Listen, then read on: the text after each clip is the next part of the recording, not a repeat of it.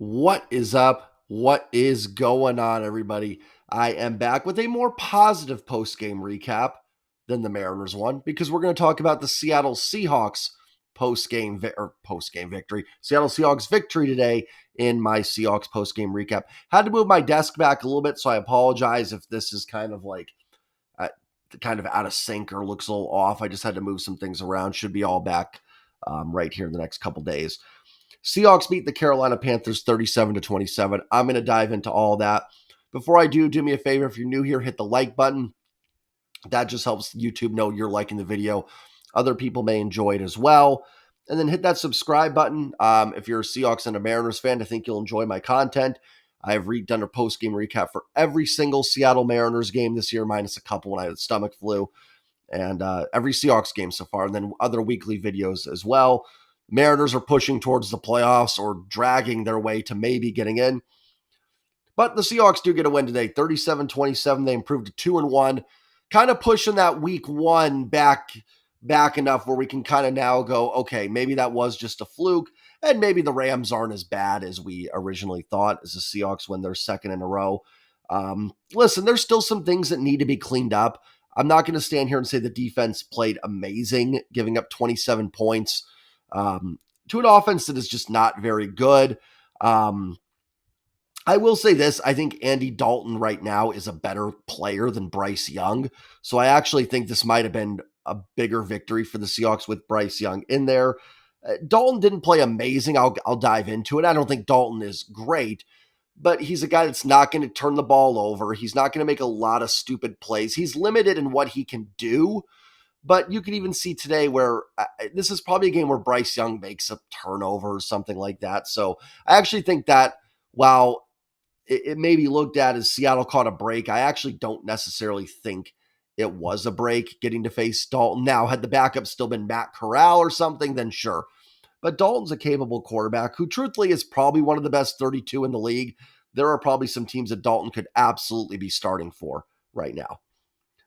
So again, I'm not going to say the defense played amazing, but I thought there were some positives. I'll get into it. I thought the offense played a really good ball game for a few reasons. One, I believe they had 8 scoring drives. Now, it was a little frustrating settling for all the field goals. You were hoping for some touchdowns, and they finally did start to get in the end zone in the fourth quarter there. So that was a little frustrating, but almost every drive was resulting in points. I think they punted on 2 drives. I think Dixon punted twice in this game. And they did this with an offensive line that truthfully had, one starter playing? I mean, let's see. You had Stone Forsythe at left tackle. Damian Lewis was at left guard. He came out for a while. Ben Brown came in at left guard. Evan Brown or is it Ben Brown? I think it's Ben Brown played guard. Something like that. The Seahawks have to go so far down the depth chart, I'm not remembering all the names. Evan Brown did stay and then played center. Anthony Bradford had to start at right guard, the rookie, with Phil Haynes being inactive. And you have Jake Curhan at right tackle with Abe Lucas on IR. So, and Lewis missed some steps. So you had essentially at one point had 4 out of your 5 starters out of there. Damian Lewis came back in. That may have just been out of sheer necessity more than anything else. So when you have all that going on and your best blocking tight end and Will Dissly was out today. So factoring all that in, I thought it was a very impressive performance from this offense. And you know what? I thought this offensive line held up okay. Geno was under some pressure. I don't think they played as well as they did last week. I thought last week Forsythe and Curhan were legitimate positives. I think today it was more they all didn't screw up enough to cost them a game. I'm not going to say they all played great, and I haven't gone back and watched it yet, but I thought they held up okay against a pretty decent Carolina Panthers pass rush that has Brian Burns, Derek Brown, Frankie Louvu, who got hurt, but he can get after it. Justin Houston, Gross Matos is there. He had a sack today. So there are some guys on that Panthers defense that can get after it and get pressure on the quarterback. So I thought they held up pretty well. Let's go through the box score here. Geno was 23. Well, let's go through the scoring recap here, and then we'll get into the box score. Let me see if I can pull up these. That's the game recap, Gamecast. There we go. So it started out, the Panthers after the Seahawks punted, drove down, and got a field goal on their first drive. There was a roughing the passer penalty that kind of extended that drive, and the Panthers went up 3-0. Seattle drove down on the next drive, tied it at 3. Then in the second quarter, Seattle got another field goal from Myers to make it 6-3. Another field goal a few minutes later, make it 9-3. The Panthers scored a touchdown towards the end of the first half on a bit of a broken coverage by the Seahawks. Dalton to DJ Chark for 47 yards. That was on a 3rd and 10, I believe. That was frustrating, and that's where you get frustrated with all the field goals, because when you're not putting the ball in the end zone, you allow a play like that to give the Panthers the lead. Then Geno threw an interception, and Eddie Pinheiro added another field goal, make it 13-9.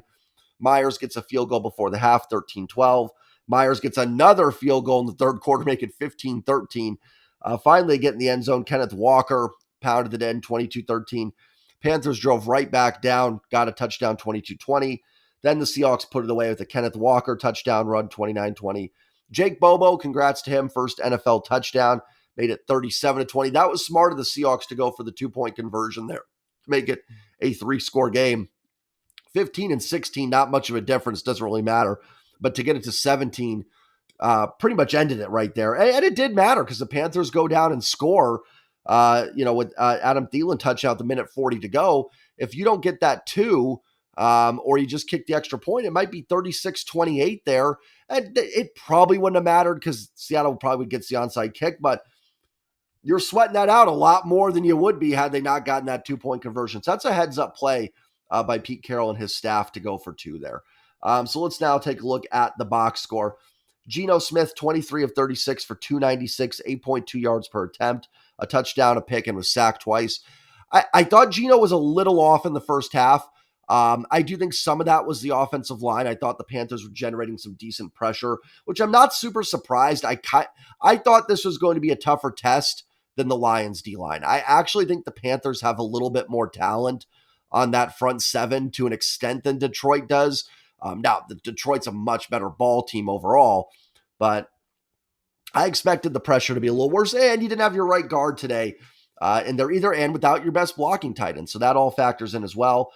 I thought Geno played tremendous in the second half.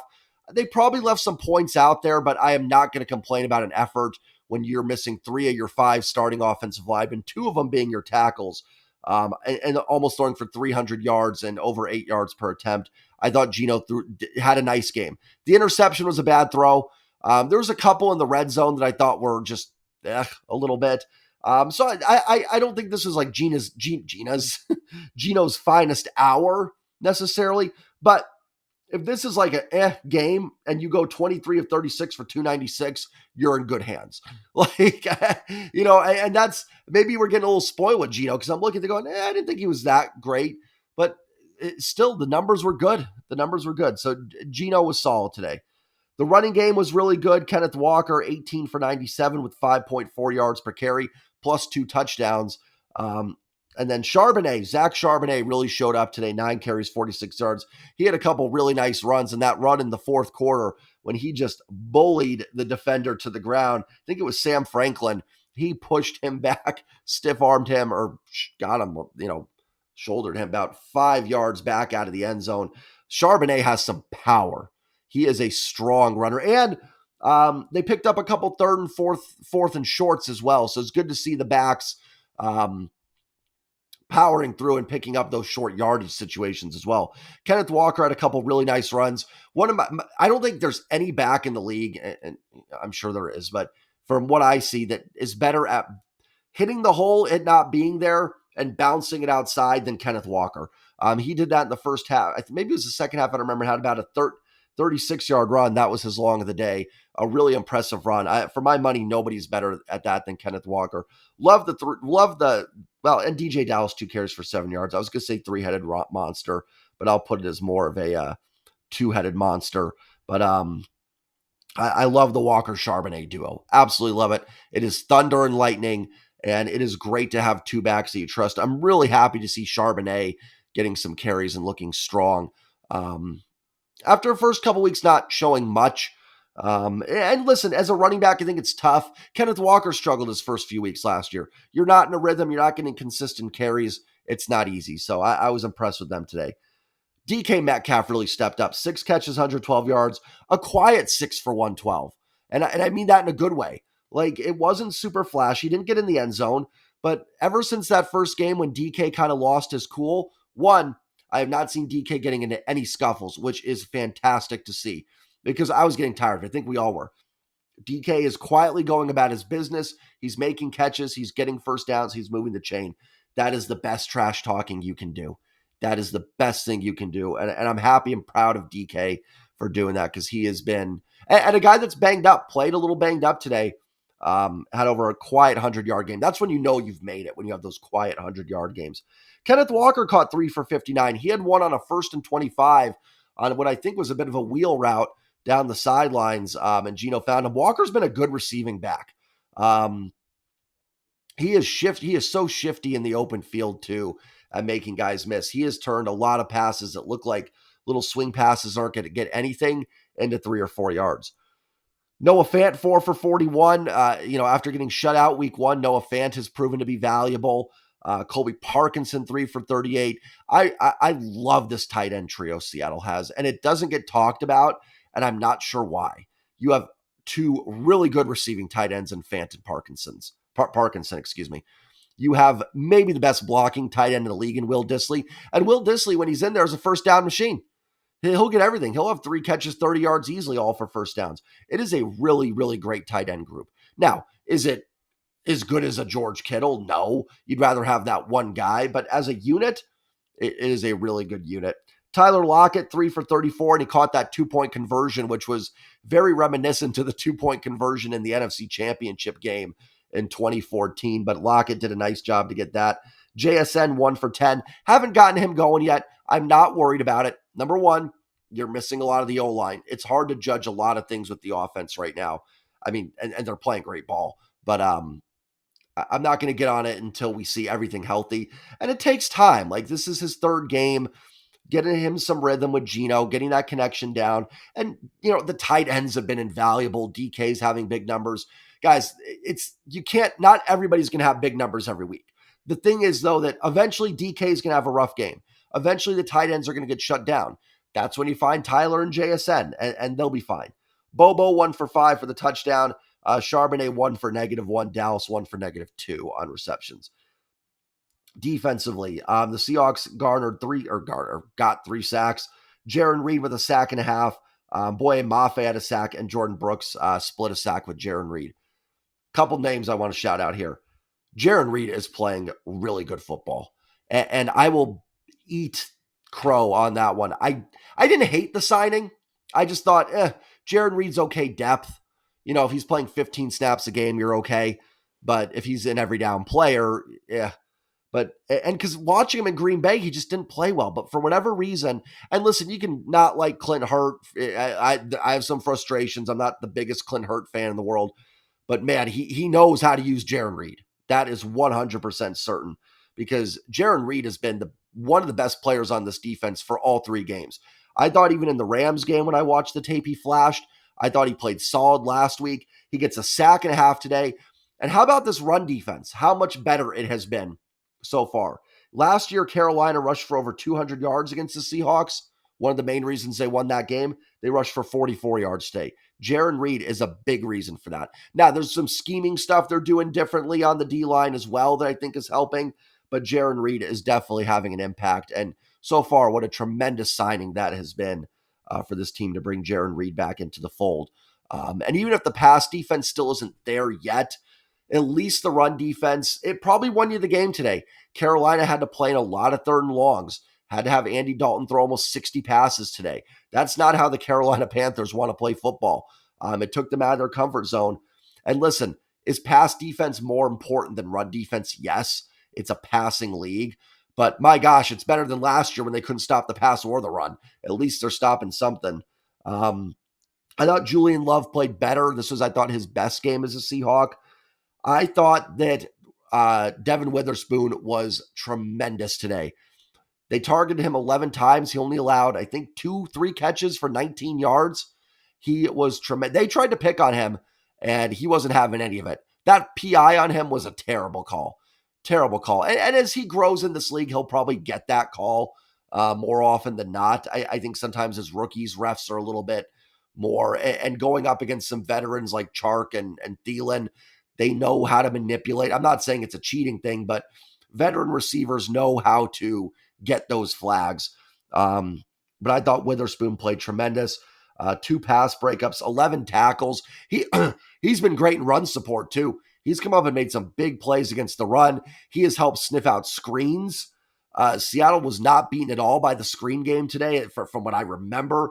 I think Devin Witherspoon's playing a big part of that. I can't wait for Reek Woolen to get back on the field, which I'll get into. Sounds like it might be next week, because we have not seen Witherspoon and Woolen on the field together outside of 10 plays last week.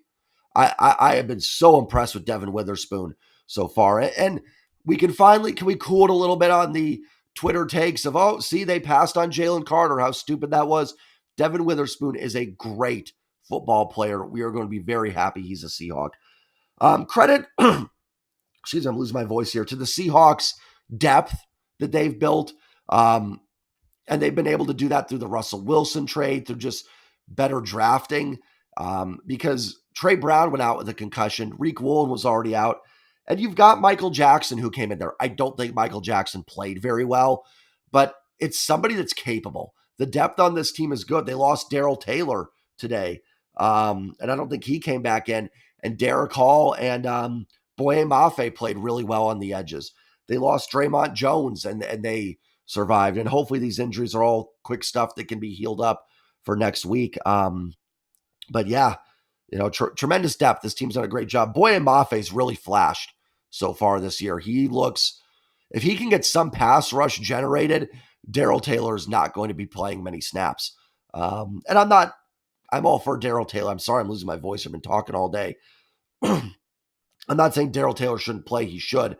But he's a one-trick pony and get after the pass rush. If Boye Mafe can develop pass rushing skills and his ability to stop the run, yeah, Boye Mafe is going to be seeing a lot of playing time. I've been really impressed with Mafe so far. I thought Jordan Brooks played a really good game. I think he got banged up at one point as well, but you can see the better depth this team has, especially compared to, some of the years towards the end of Russ's tenure here, where they just did not have any depth whatsoever. And listen, that's why that trade was important. Even if Russ, who actually is not playing poorly at all this year in Denver, even if he still plays well, you needed that trade just to replenish this organization. It couldn't be just Russ. You couldn't do it with, unless you have Patrick Mahomes, you cannot do it with just one player. This team needed that, and they've replenished well through the draft. So the Seahawks get the win. They improved to 2-1. They go on the road next Monday night. I got to finish this up, guys. I'm sorry I'm losing my voice here. For the Giants. Good news is Pete Carroll said Jamal Adams will play next week. I think people are underrating what impact Jamal Adams can have on this team. I've said it before. Jamal Adams has become so overrated. He's an underrated player. He is going to help with the pass rush. He's going to help against the run. Is he the best cover safety in the league? No, but he is not the utter trash that fans want to make him out to be. He is going to help this team, and it can allow you to play Julian Love in the slot a little bit. It can allow you to play Julian Love back and Adams in the box a little bit. They're going to have a lot of cool things they can do. Sounds like Tariq Woolen has a good chance to be back next week. Sounds like Charles Cross has a chance to be back next week. Thought Stone Forsythe played really well last week. He did his job today. He did his job. I don't think he was quite as good. He was probably going up against Brian Burns a lot. That's a tough assignment. I don't know if he was blocking Burns the whole game, but I'm sure he had to face him a few times. That's huge. Hopefully the Darrell Taylor injury isn't serious. Hopefully Trey Brown, I'm assuming a concussion, can pass protocol. And hopefully Draymond Jones isn't hurt so bad either. You can get those guys back in there. Seahawks are 2-1. They're going to face a banged up Giants team next week that didn't have Andrew Thomas on Thursday and may not have Saquon Barkley next week. They do get a little bit of extra rest, but so do you with the Monday night game. Then it's a bye week, a chance to get a lot of guys healthy. Then you got a Cardinals team coming in that, to their credit, Cardinals beat Dallas today. So they're playing a little bit better. Then you're going to the Bengals with, don't know what the Joe Burrow status is. Then you come home for the Browns without Nick Chubb. So a chance here to get some wins. And listen, if you didn't think this win was pretty, and maybe it wasn't, This was not the prettiest win the Seahawks ever had. But go around the league today. Baltimore loses at home, banged up to Indianapolis. The Broncos gave up 70 points. The Jets lose at home to New England, banged up. The Jaguars lose to the Texans, banged up. The Cowboys go into Arizona, a little banged up, and lose. Seattle was banged up for this game. They've got a lot of guys out right now, and they're surviving and they're winning these games. That's important. And then hopefully you get Charles Cross back. Hopefully when the IR stint is up, Abe Lucas comes back in there. Getting Jamal Adams back, getting Reek Woolen back.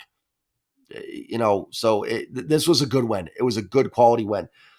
And I would also say I think Dalton's stats were a little misleading. He threw for 361 yards, and everyone's going to kind of go, oh, they got torn apart by Dalton. First of all, he's 34-58. So 58 pass attempts for 361 is actually not that great. You can't always just rely on counting stats. It's similar to the NBA. Guys can score 32 points, but if you take 47 shots, it's not that impressive. I didn't think Dalton was bad today or anything, but 361 on 58 attempts is 6.2 yards per attempt. That's all right. That's okay. His QBR was 45. I don't put a ton of stock into some of those numbers. I thought the pass rush did pretty well. Listen, I don't love that the corpse of Adam Thielen got you for 145 yards. I'm not going to stand here and say this pass defense played a great game today. They didn't. But a lot of that was the Panthers were on the field a lot, a close game. Then there was a lot of garbage time numbers too when they were down by 17. So the Seahawks completely shut down Miles Sanders and Chuba Hubbard and the Panthers run game. I don't think the pass defense was amazing, but I think it was a little bit better than some of those numbers will indicate there. So that's my take on it. Good win, 2-1.